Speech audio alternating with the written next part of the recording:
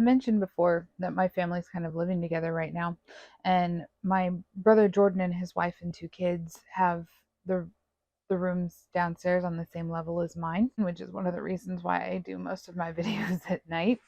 But so tonight is usually so the way that they've divided it up is Monday, Wednesday, Friday, my sister-in-law puts the girls to bed, and Tuesday, Thursday, Saturday, my brother puts the girls to bed, and Sunday they put the girls to bed together. And sometimes they'll ask me or they'll ask my mom to put them to bed. And tonight they asked me if I would put them to bed. And I said, this means that, mommy's not going to put you to bed tomorrow. Daddy's going to do it. And they're like, that's okay. We want to do it. Not that there's anything wrong with my brother. They just prefer it when their mom puts them to bed. So I was like, okay, so I will put you to bed. So Zoe, the younger one, likes to have stories read to her, and Abby, the older one, likes to have stories told to her. And this kind of stems back to when she was 2, 3 years old. We were living. They moved in with us actually when we were in Omaha in the transition before they moved into their house. So my brother just gotten out of the Air Force. They were looking. They were supposed to take over my lease for the house that I was renting, but in the interim, they stayed with my parents.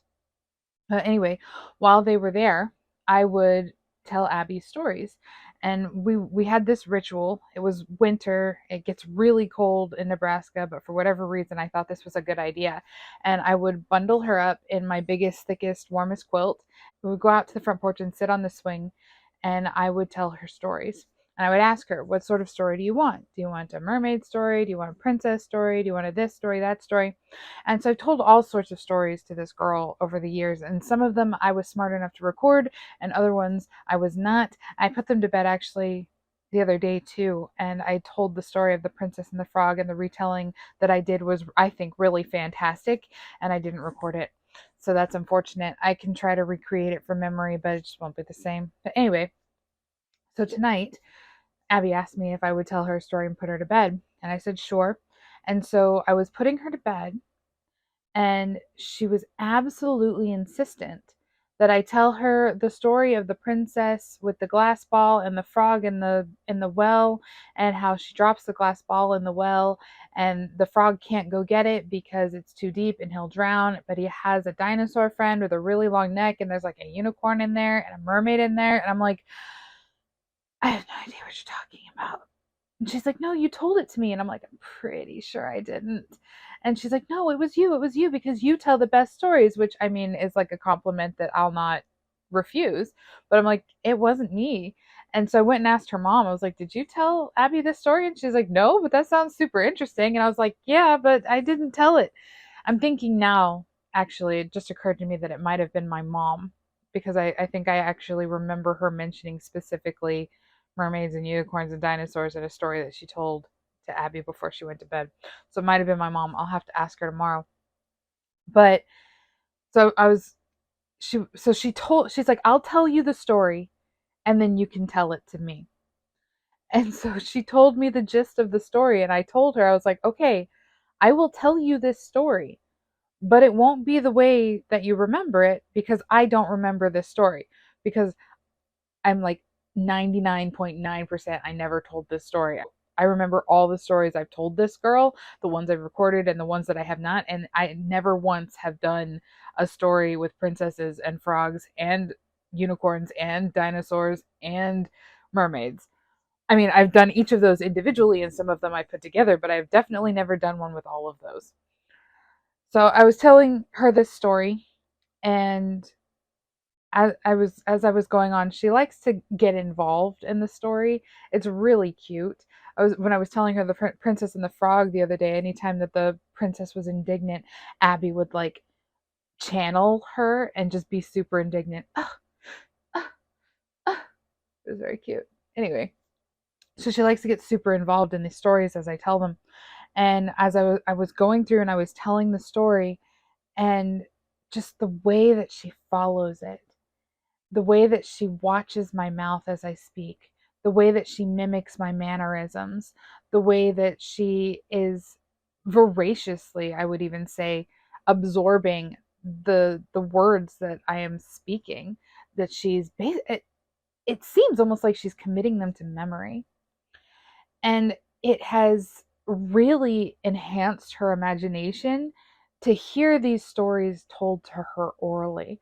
And not only that, it has done me a world of good as an author and as a scholar of narratives to tell these stories out loud.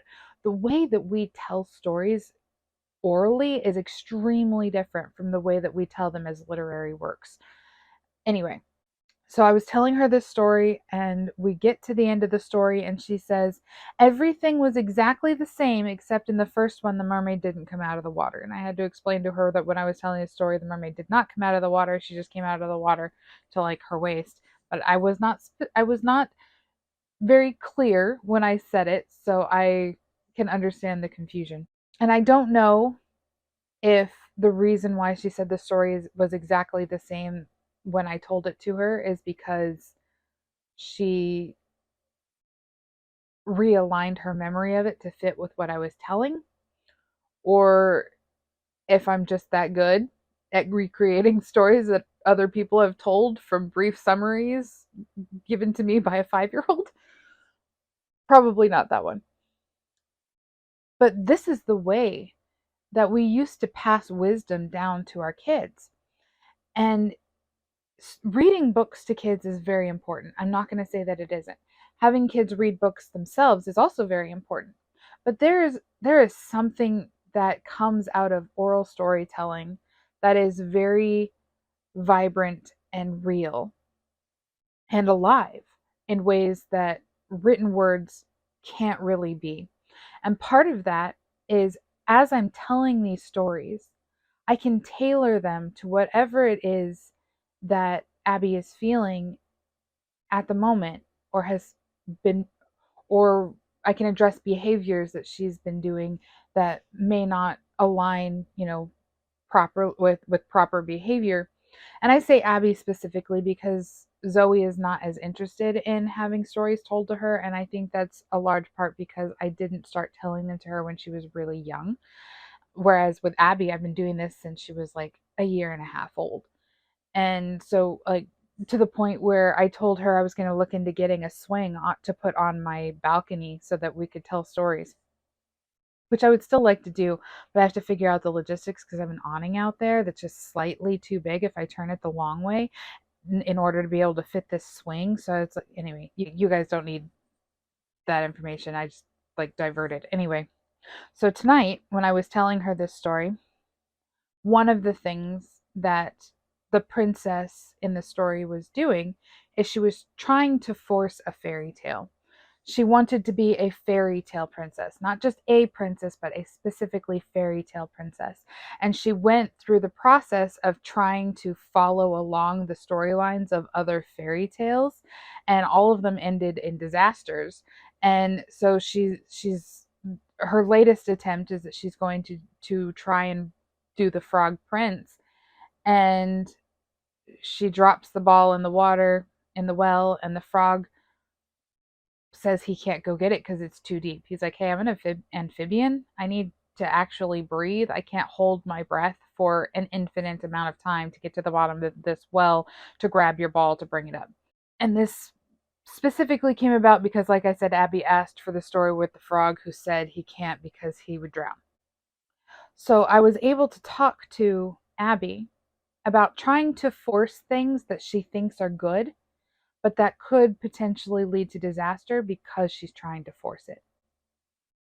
The example I gave specifically to Abby when she asked me, because I said, the princess was really remorseful because the ball that fell to the bottom of the well was part of the royal treasury, and her father really loved it for whatever reason I didn't go into because it wasn't important to the story. But her father really loved this ball, and she basically stole it to have her fairy tale.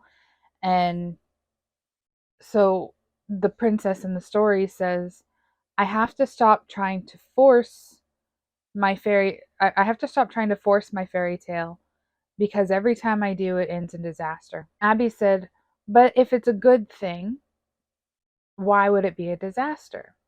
And like I said, great teaching moment. I said, okay, let's say that you are with Zoe and you want to give her a hug, and you go to give her a hug and Zoe doesn't want a hug, but you want to hug her because it'll make you feel good, and you're sure it will make her feel good, and you really want to give her this hug because what's wrong with hugging people? Hugging people is great.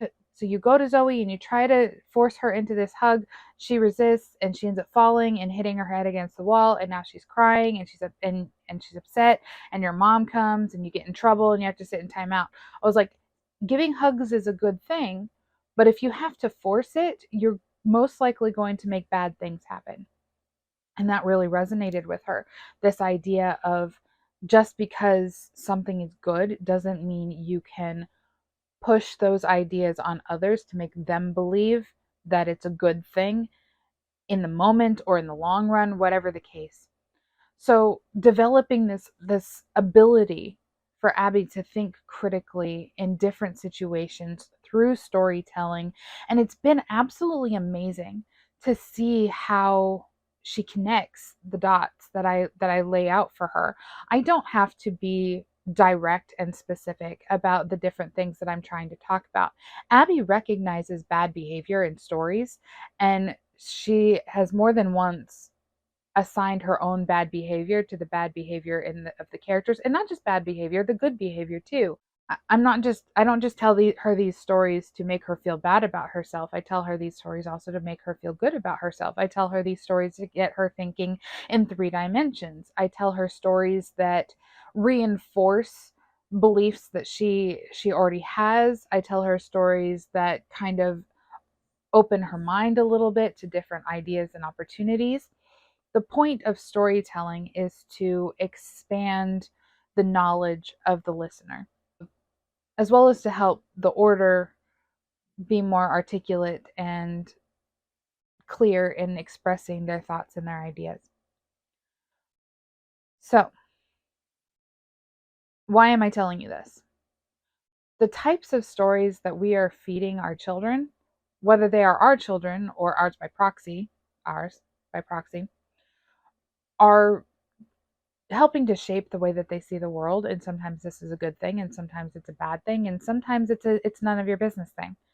You know, there are certain people who should not be telling certain stories to other people's kids. If my sister-in-law or my brother were to ever say, hey, I don't want you telling Abby or Zoe those kinds of stories, I would stop whatever the type of story was that I was telling, because it's not my place to decide what's best for their children. It may be that when Abby is an adult, she wants to explore different types of stories that are available out there in the world, and that's totally fine. But insofar as she is under the authority of my brother and his wife, it's not my business to undermine that. Also, I really just wanted to talk about my scholarship a little bit because I don't usually get the chance to talk about it, because when I do, people's like eyes start glazing over and then they like go off in different directions and stop listening to me, which is fair. I mean, a lot of what I do is extremely academic and can be very boring to people who don't understand the like foundational theoretical groundwork of what it is that I do. But on the surface level, when I basically say I tell stories to people that make a difference, everybody can understand that, right? So yeah, I really enjoy being able to tell these stories. I really encourage other people to tell stories if they have the chance. Like I said, my sister-in-law has started telling stories to Abby at Abby's request. My mom has told Abby stories at her request. I would imagine that my brother Jordan has too. I he tells all sorts of stories all the time in different settings. So I can't imagine that that wouldn't translate specifically to bedtime. I just haven't specifically heard him tell her a story at bedtime. So, you know, it's great to read to your kids. You really should read to your kids. It gives them a solid foundation and also helps them to follow along as they're learning how to read. But children at a young age are entirely oral. Everything that they learn through either observation or by being told.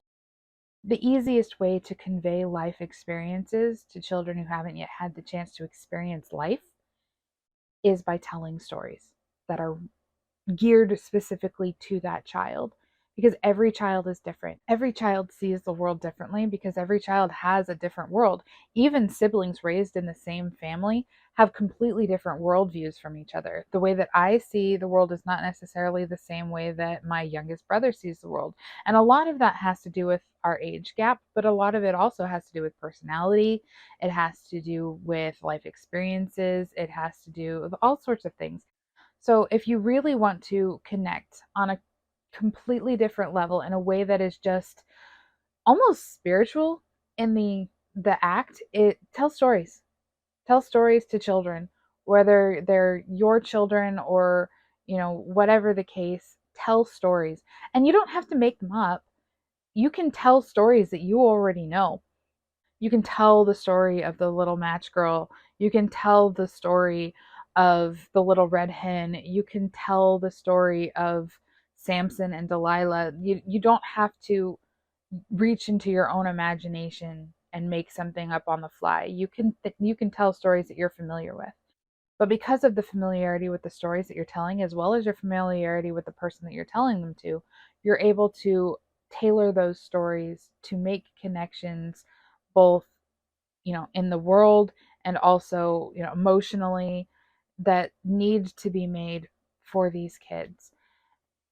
And, also my scholarship work will be validated and I won't feel like I'm wasting all this money going to get my doctorate.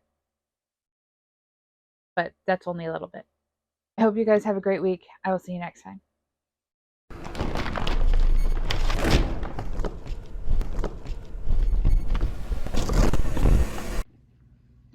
Hey guys, thanks for watching that video. If you enjoyed it, make sure you like, subscribe, and do all those things that you do when you enjoy a video.